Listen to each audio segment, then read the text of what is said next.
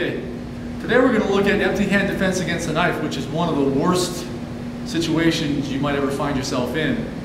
Very desperate situation, and the problem is this: if you envision having too many options, having more options than you really do, you run into trouble, because too often I see disarms against the knife where you get all these different elaborate multi-step, answers or solutions where you're flexing his arm and his wrist, and then whatever else may come.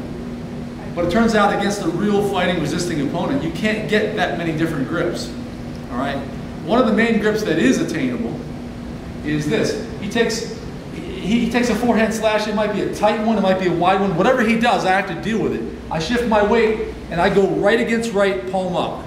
I bring it through just because I want this elbow to come down through. Once it's crossing center, I'm grabbing it and I'm grabbing his wrist. This is where I end up.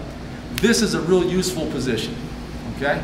You can attain it, and you can find different angles from which to work against that knife. You have to basically use the knife itself as a fulcrum against his grip, which is tricky. Because the problem is, let me have this for a second, please. This is a really good practice knife in the shape of a tactical folder.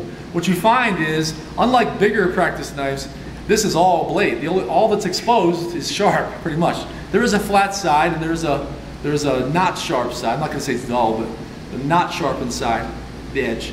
And those are places you can put some pressure against it. But it's not a sure thing. And it's a short blade where even that point finds its way to you. So what I'm saying is the idea of disarming a knife is very tricky, because the whole problem of opening his grip is a huge one. So I'm going to talk a little bit later about what you can do to develop your grip, because I maintain that to be effective at knife disarms, you have to have a stronger grip than your opponent. All right, or at least have a very strong one where you can wrench and you can hold and lock the wrist in position. And there are certain exercises you can do to develop it. So I've got my bone shield out, my elbow's in, and I shift my weight. I don't have a lot of time, but I bring it through, and then I'm here and I've got a hold of his wrist. And now I'm moving this way and I'm tugging on him, because I don't want him to pass off the knife either. And I want the arm away from his center. I don't want him close in here like this. This is no good. So once I get a hold of him, I'm going to shake him or yank him out and pull him in. Then I'm going to turn this under, and I can't do it steadily and slowly. What happens is I pull up on the elbow as I shoot it through. And now I can grab the flesh of his thumb, grab his wrist. I bring my knee up. The bone of my knee right there on the side is pushing against the flat side of the blade.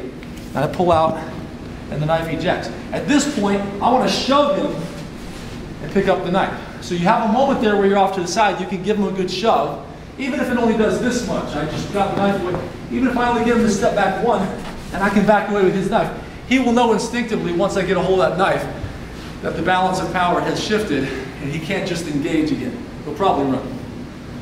Okay, so that's your first disarm option we're looking at from that particular grip.